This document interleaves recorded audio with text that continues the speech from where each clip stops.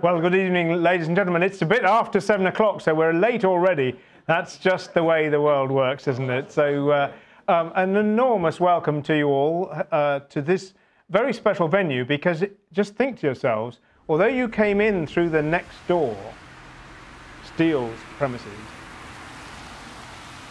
you are actually on old Chisnell premises here, because we're on top of where the original garage was. River out there, petrol station that way, and this was First World War barn, or no, what do you put aircraft in? Hangar. That's it. And so I'm getting old, don't know the words anymore. But anyway, so we're right bang, slap bang in the middle of the King Alfred story sitting here, and so this had to be the venue for this evening's celebration. Because although when I looked at that over there and I thought, what that big table for over there? And it occurred to me what also happens in this building.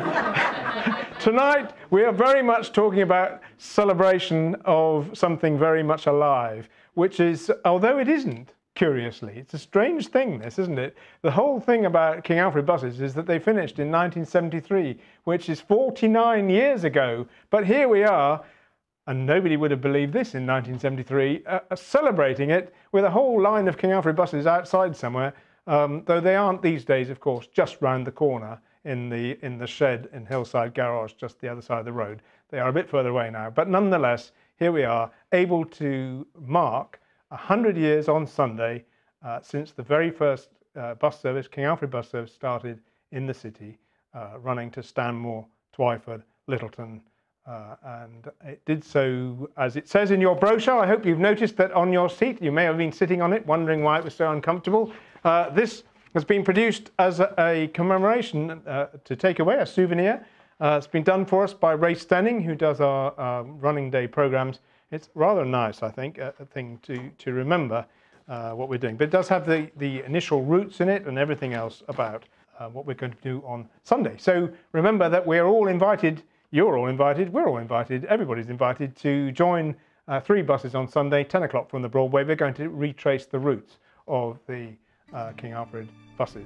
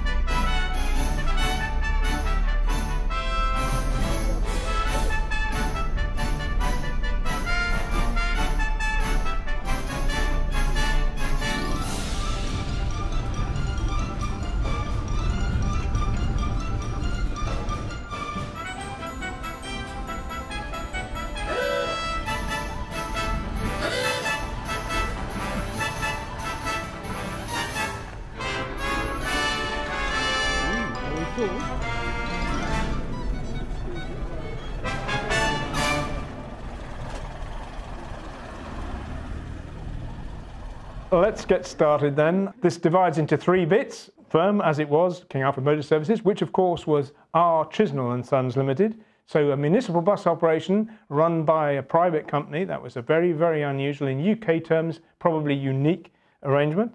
And that went on until 1973. Then there was a bit of a hiatus. And then in 1985, the Friends of King Alfred Buses came about. And we share a few stories about that, and then we need to think about what we're going to do. Where are we going to park these things in the long term? So right back then to the beginning, folks, you are cast your minds back to the First World War, tremendous carnage and whatever. But in Winchester, what was happening was that enormous army camps were being built on Morn Hill, on the sort of east side of the city, and getting those people in and out of the town was a requirement. And Mr. Chisnell, whose premises were right here on the corner just outside, hit on the idea of providing effectively a transit service mainly for the officers, I have to say. And these are 3 Delaunay Belleville shooting brakes, which he bought for the purposes. There was a 4th one, a Napier, and they trundled up and down Morn Hill. And to begin with, they took the money at the end of the ride, and then they found that everyone got off before they got there. So they took the money before. And across the road, they had a sausages, potatoes and onions shop, which did brilliant business during the operation. So anyway, that's those. Here they are lined up. This is a bit after the war, because that started, Mr. Chisnell, in Mr. Robert Chisnell, who conveniently named one of his sons Robert, who then named one of his sons Robert. So that really confuses the friends of King Alfred Buses, because we've got Roberts all over the place. But sadly not Robert, young Robert, as we're inclined to call him, who is probably a tad over 80 somewhere, but who was hoping to come tonight, but unfortunately wasn't able to. So he's, as it were, Mr. Bob's son, where Richard here is Mr. Fred's son. So pity that he's not here, but he is in here in spirit, I think he said to me. Okay, in 1920 they took Charabang off to Cheddar, and they were so keen to get going, it was Whit Sunday, that they actually didn't have a license for that vehicle, so they stuck it, well, they just kept going with its trade plates on it, and off they went. Imagine a solid tired open top vehicle going at 12 miles an hour max, going to Cheddar from here and back in the course of a day. Must have been quite an exercise, mustn't it? So there they all standing round to see to it. Remember, Mr. Chisnell was born in 1870, so that by 1920 he was 50. So he was no chicken even then, and all the development years of King Alfred were in his 50s and 60s. Interesting. This is just a bit of promotion that they were given. Here's the gas company outing. It is said Mr. Tremlett, who was the first engineer, who retired in 1957, when Robert Jowett sadly lost to us. He died in January of this year. But Robert and I worked with the Chisnell family and many other people to research the history, and Mr. Tremlett used to come along in his carpet slippers. He'd retired in 1957. This was in 1984. So he was well into his 90s, and he would describe how this particular outing, because he looked at this picture and he said, all those gentlemen, he said, we were driving along and they wanted to relieve themselves. So they did, over the side. Anyway, there we are. Here they are on the Broadway. Now, in the middle of the Charabangs, they found they had a coach called the Saloon. In this picture, it's the middle one. You can see it's got a roof on it.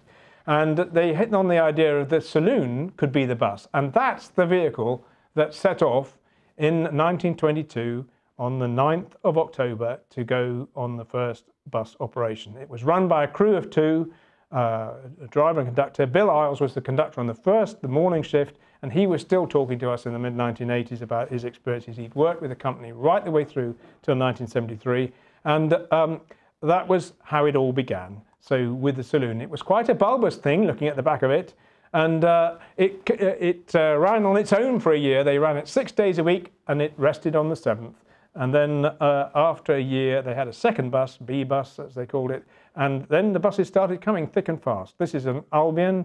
You can recognise where that is in the Broadway, can't you? The trees are a bit smaller then, but similar idea. There were other old coaches, beautiful Dennis's, and if you look at all the army officers in this picture, you'll see the sort of thing. They were beginning to become a bit of a fixture and fitting in Winchester, quite quickly, in fact. Remember that how this has all started is that the City Council had actually approached Mr. Chisnell and said, would you like to run a bus service in our city?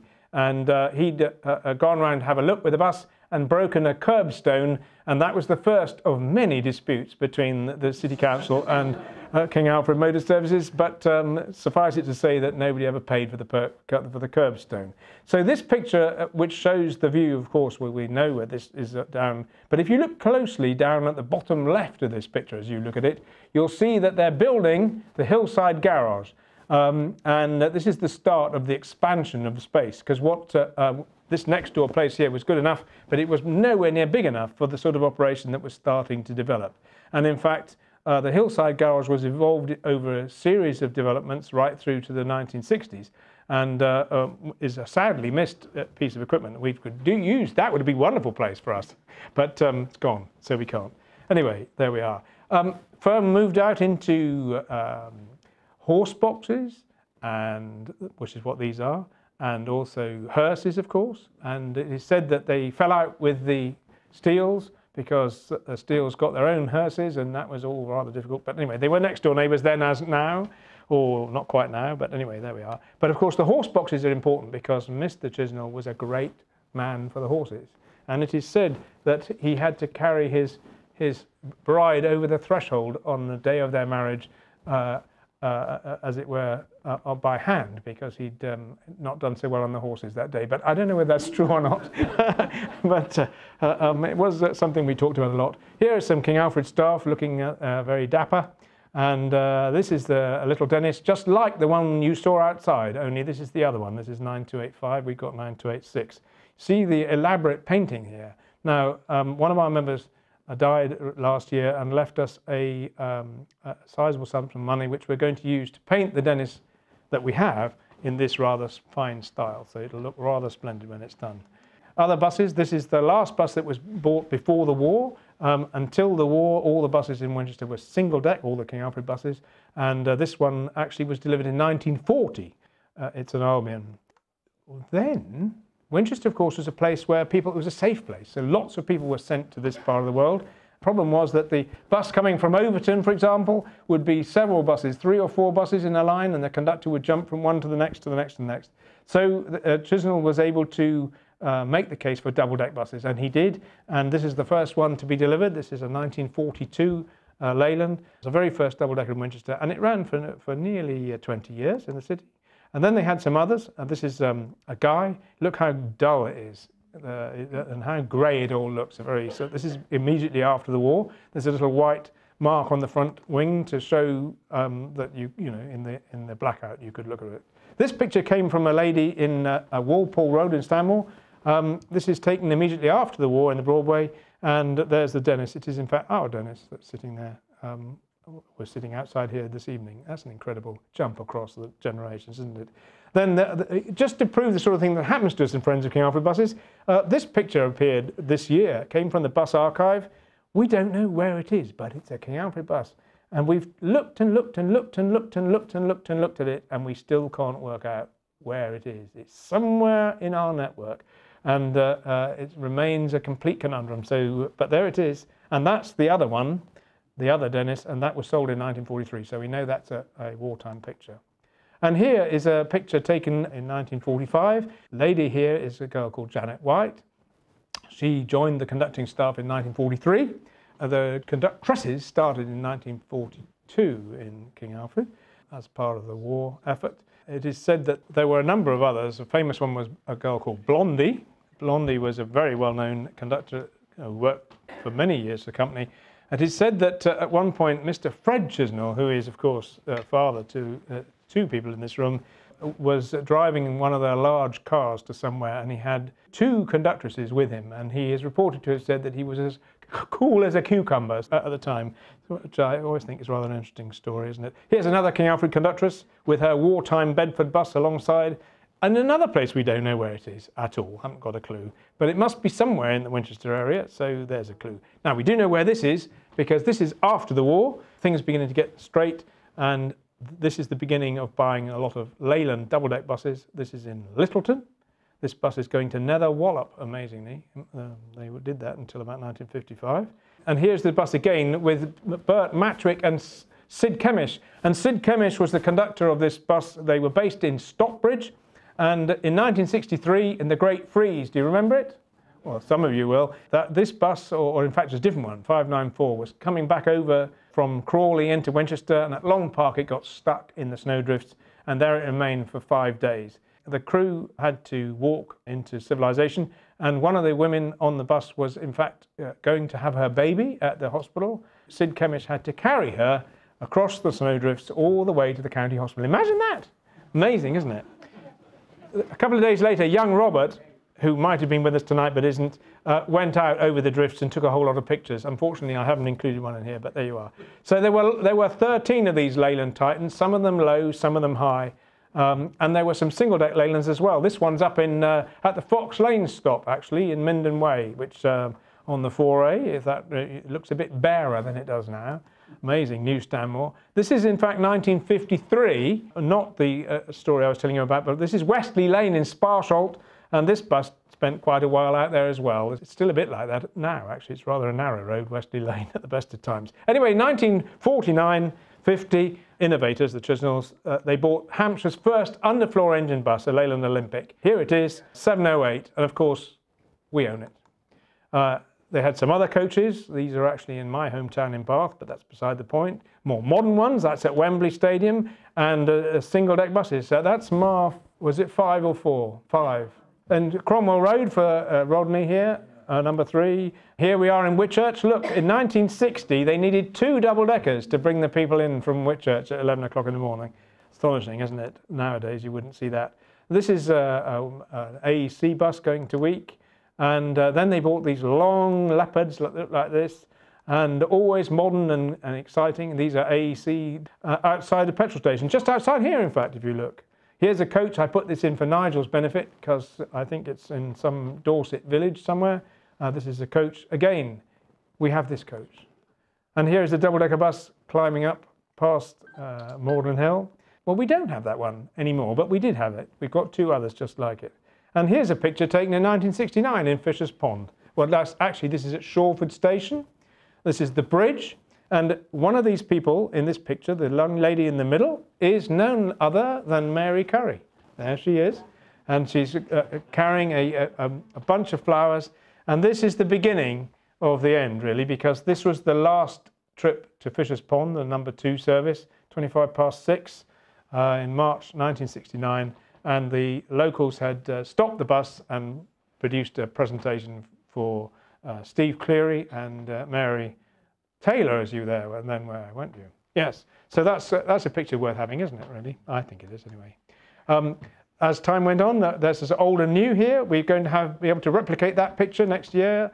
And then the amazing thing that happened was in 1971, our Chisnell & Sons Limited bought 3 brand new Swedish Metroscania buses. They were an absolutely extraordinary thing and marvellous. I met a chap called Dave Scheuer, and the one person who isn't here today, who we wish was, is Dave Scheuer. He was an amazing bus conductor from 1965 on and a great member of, supporter of FoKAB, so much missed.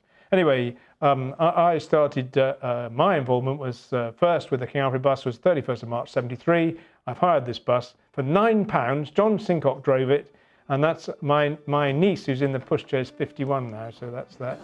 Last night at the proms, here we have Les Hay beside the last bus, and this is Richard Chisnell giving out, well, waving the last ticket, in fact, behind the last bus, 11 o'clock at night on the 28th of April 73. That's the history, and now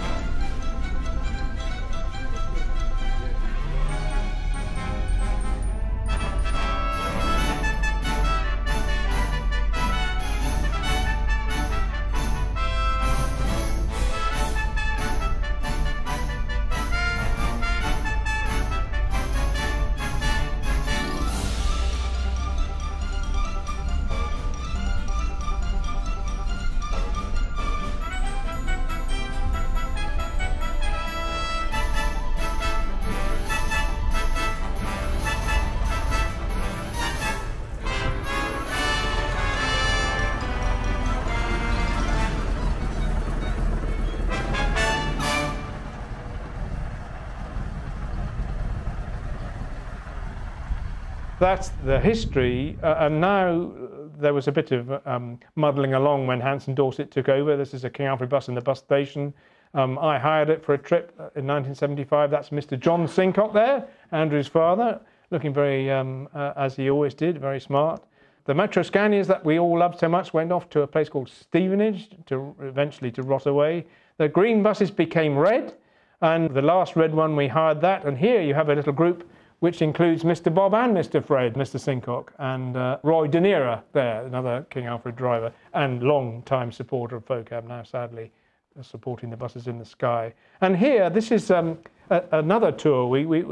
John Sincock rang me up when I was working in Swansea and said, you've got to do something. The last King Alfred bus is being withdrawn by Hanson Dorset. So we organised a tour. And the chap who is second from the right is Bill Isles. He is the man who conducted the first bus to Stanmore in March 1922. So there he is in all his glory. And there's Mr. Fred and Mr. Bob and Mr. Sincock again. And Les Hay was the driver. So that's that. Oh, we don't want to look at that. Now, 1981, we came across, at least I came across, in my travels in South Wales where I worked, this bus. This is 104. This was our first bus. It will be in the lineup on Sunday. This is 41 years ago. It had oil in the water and water in the oil, and you could only select third and fourth gears, but it was for sale, Mr. Freeman, for £600. So I bought it. And here it is coming back across the Severn Bridge. Robert Jowett leaning out of the car to take a picture of it. A bit fuzzy-wuzzy, but you've got the idea of the Severn Bridge at least. And this is what it looks like these days. This, by the way, is outside my auntie's house in Stockbridge Road, very important place. But so 104 is a Leyland single-decker from 1959, was the first vehicle to be rescued. No, it wasn't actually, because the Albin Victor was, and in fact the Dennis was, but we didn't know about them at the time. The second bus that we came across was this one. Remember the picture of the cathedral in the background? Well, that vehicle is in the left of this picture up here, that red thing. By this time, it had no engine, and it had lying on. When I first saw it, it was lying on its side. So it was only 50 quid. That wasn't bad value, was it, really? But it's one of the reasons why, in the end, it rotted away, I think. Anyway, it looked like that by the time we'd finished with it. This is at Netley in 1984. Then somebody came across this. This is a coach, as you can see. It belonged to the Totten Majorettes. Somebody said, we collect these sort of things, don't we? Yeah, better buy it then. And now we've got that one, 326. Then somebody found another one, another Tiger Cub, just like 104. This is 103, in fact. The number plate's on the table at the back of the room. Unfortunately, it got stolen. In between, it had been turned into a horse box. It was full of manure, but some gypsies found it and they nicked it. Just before we'd managed to swap it for another coach that we bought to give to the man to be a horse box, we had to go chasing around. Eventually found it in a gypsy caravan site at the end of the M10, and the police said, you can go in there if you like, but we're not. Anyway, we went in and bought it back from them for 120 quid, but not before they'd stripped out the inside, so it was a bit rough when we got it. And here it is in the scrapyard. Well, this is FoKAB members pulling the gearbox out of it as we pulled it apart, because we decided the best thing to do with it was use the bits, which we've been using ever since, in fairness. This bus is in the United States. It's 494, we own this. This one rang me up. Well, the bus didn't, but the owner did, and said, what does the number POU 494 mean to you? It's a King Alfred bus. He said, no, it's outside my window. To say that on the way back from going over to see it, I came across this one. The one on the left is 596 LCG, a 1964 AEC bus that would have sat over the road here. Would you buy that bus? Has one wheel. Yeah, we bought it. And furthermore, we had it transported from Washington, D.C. to UK and fixed it. Here it is coming into the yard at Flexford and Chelmsford. Here it is after we'd got the man who'd rung me up with the London bus, and we got him and his wife and his daughter, and they're in that picture, and we said, these are our King Alfred buses. And at that point, 5 years after he first rang me, he said, okay, you can have our bus, which he hadn't previously allowed, but you've got to give us another one in exchange. So we had to drive a bus over to America and then bring up this other one back, which, as you can see, this was the condition of it. Doesn't it look good? Would you buy this? This is what it looks like now. So fantastic. Then somebody came along with some open toppers. We needed to, remember the bus on the left here is the one that looked rather groggy in that red picture you saw. So we decided to do away with it and put the roof onto the yellow one on the left-hand side of the picture. So what we did was park them next to each other and lift them across one little bit at a time until the roof was no longer on the old bus, but instead, as you can see on the left, on the new one. And the new one, there's me cleaning the window and Keith Andrews holding the ladder. Only this last couple of months. That's amazing, isn't it? Then we got one of these buses, and then we had another one, Leyland Panthers they're called. If you want to spend money, roofs of Leyland Panthers is where to spend it, okay? You're looking at, by the time we finished, that bus has had 50,000 quid spent on its body. Yes, only had a design life of 10 years, and we've been keeping it since 1970. This is what it looks like in Minden Way, very close to that picture you saw earlier on in the day. And then there was this bus, which is the Dennis, the little Dennis, which belonged to Vernon's Pools, curiously. It had survived because it had been worked for a school in Titchfield, which is where young Robert had been at school, and so it was their school bus. And then it got lost, and eventually it appeared, fast forward, in All Creatures Great and Small. First time round, yeah, 1975, and Winchester people went mad. King Alfred Bus, whoa! Anyway, eventually they wanted to sell it up there in Merseyside, and they wanted 28,000 quid for it. Well, they wanted to sell it at auction, but fortunately it failed to sell. Eventually we persuaded them that we would buy it for 14 grand, which was an enormous amount of money which you had to raise. And the chaps in Aintree said, well, we'll have 14,000 quid and it's going to be all in fivers in a suitcase. And we took it all in fivers. We wouldn't be able to do that now, but we took all those fivers in a suitcase, and the man counted them all out. Here it is in the, as it was with Vernon's Pools up there. And then all along we had Dave Hurley, one of our members, who wasn't a member before he was a member, but he was one afterwards. He bought this bus here. That's not logic, I don't know what is. And in 1963 he bought this bus. It's an Albion Victor.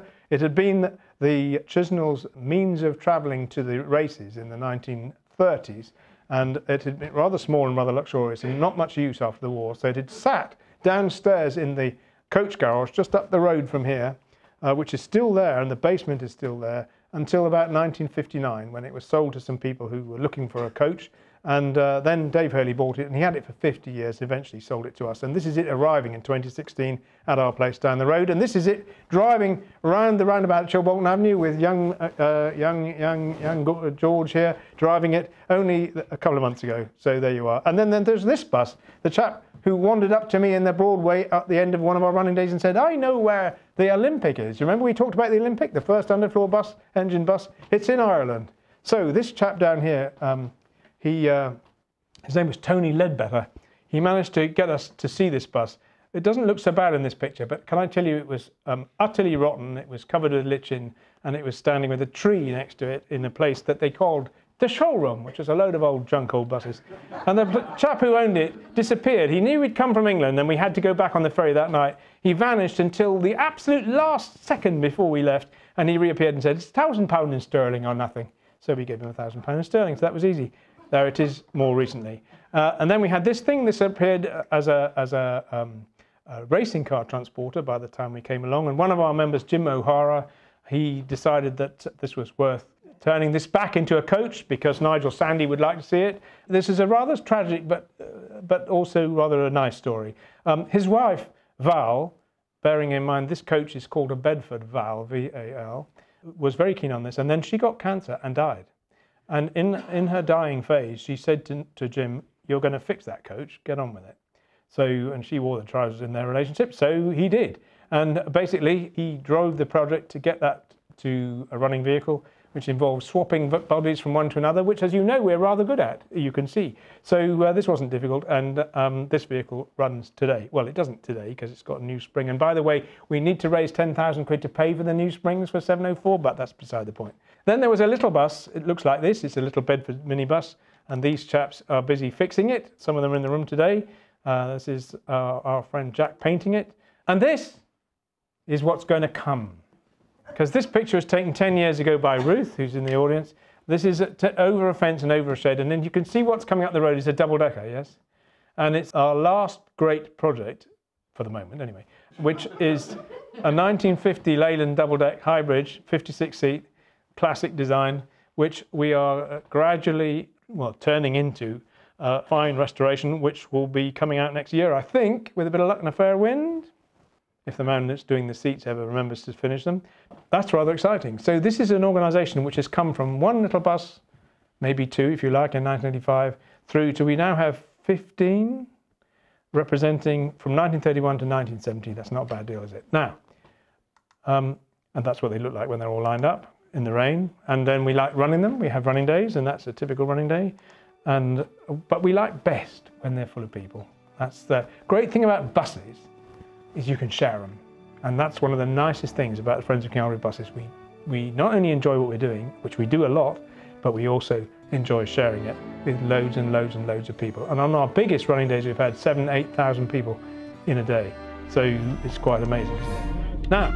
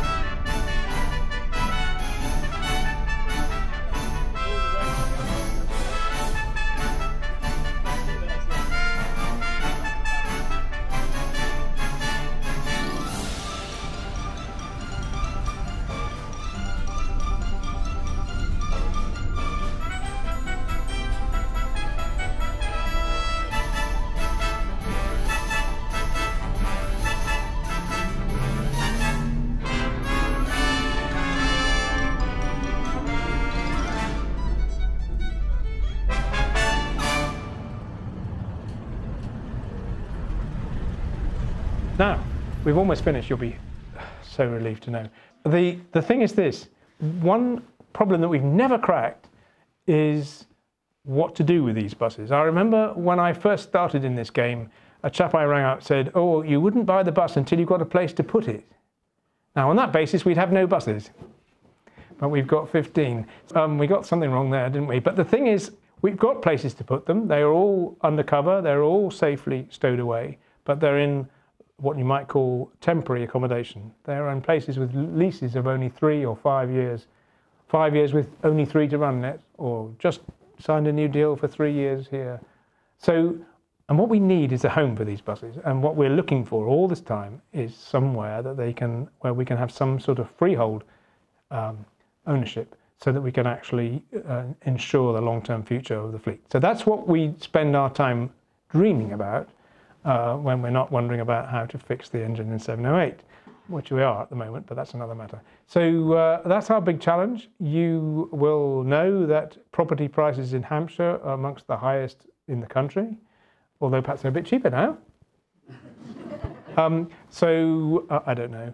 But we constantly look. The problem we have is there's just nowhere that ever comes up that is remotely possible. We could, I'm sure, raise quite a lot of money to put our minds to it if we had a proper place to do it for, but we've never found a place yet. So if you know of a place, on a postcard please afterwards, and that's very out of date now, isn't it? Send me a text, or what is it? No, a WhatsApp, or as my German friends call it, WhatsApp, yeah? Or whatever it is. Anyway, there's a thought. So, ladies and gentlemen, that was a canter through the history, the reason that we're here at all, which is the King Alfred Motor Services of happy memory, and the Friends of King Alfred Buses, who are doing their best to keep the old things alive, and I think, considering all, haven't done so badly so far. But it all depends on can we find them a home long term. So thank you very much indeed. Now, I'm just going to call upon Richard Chisnell. I think we should first of all give James an enormous round of applause for what he did.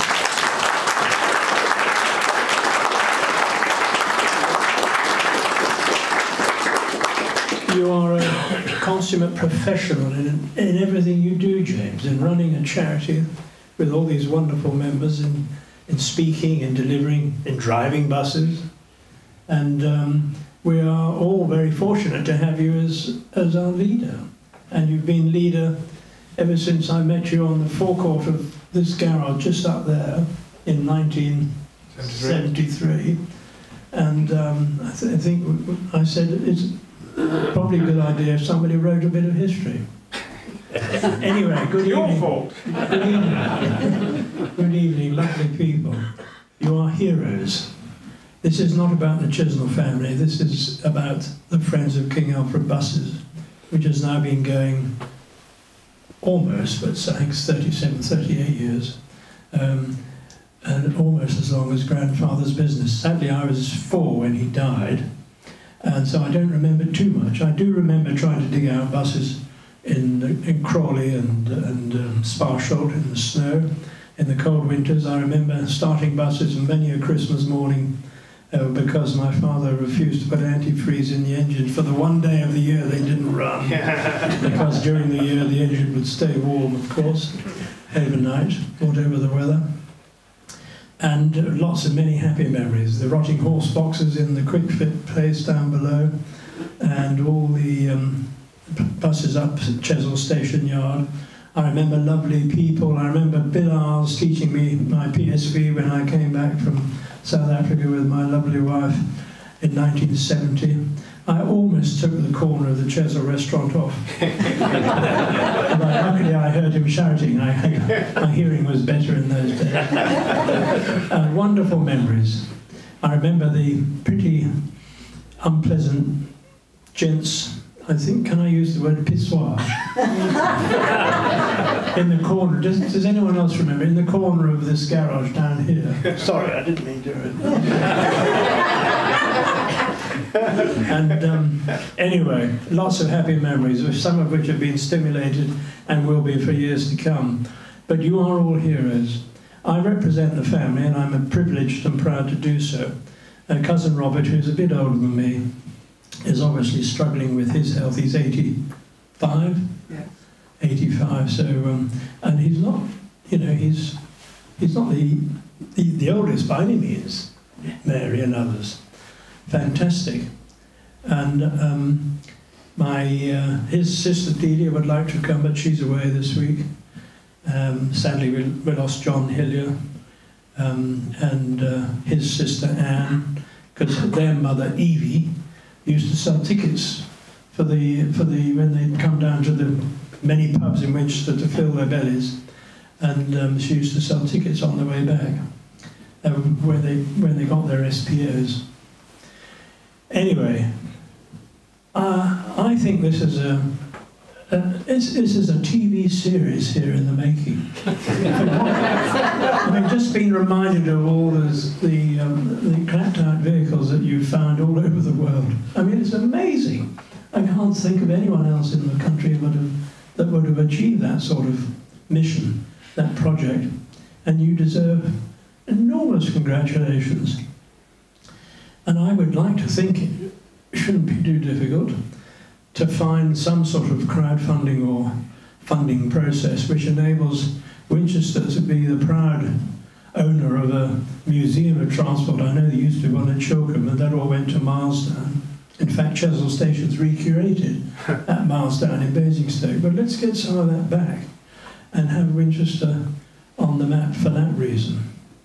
But anyway, James, well done. You deserve recognition far beyond what the family can offer you. I just wish we had a magic wand and we could write a cheque for the whatever you think it might cost, 2 or 3 million probably.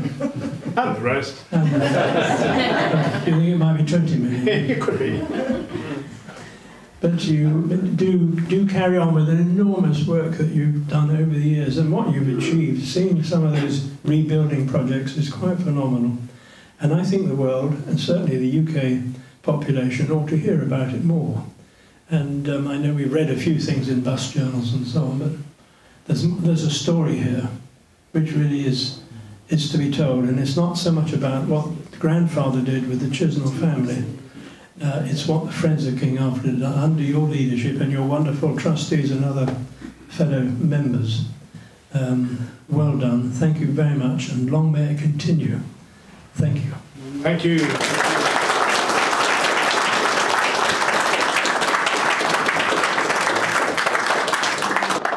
Thank you very much, Richard. That's very nice. Now, we are shortly going to go next door where there is a buffet available, which I hope you will take advantage of. As I say, it's just an opportunity tonight really for us to say thank you to everybody, as well as celebrating this great 100-year anniversary. Remember, incidentally, 10 o'clock Sunday, Broadway, that's when we start taking the 3 buses, the Dennis, the Albion and 104, the Tiger Cub, across the 4 routes that were the initial routes. And if you want to know what they are in the programme here on the right-hand page. Just before we do go next door, thank you to Richard, thank you to all of you. If there's anything that anyone would like to say, like, I know where there's a place that is just right for about 15 buses, quite close to the Broadway, and by the way, it's free. Then perhaps this is your moment. A lot of people come a long way tonight to be here. We very much appreciate that. It's quite an exciting moment, isn't it? 100 years since the first bus ran, and that's why we're here. Next year will be 50 years since the last day, since that 1973 day. Think of that, 28th of April. So, and if you like riding our buses, 1st of January they'll be out, and 1st of May will be our big running day. So plenty to keep us amused. So thank you very much. That's it. Jane. Oh. Thank you to you for putting on this evening and talking to us. And, thank you, Bob. Thank you, Bob. Yeah. Right.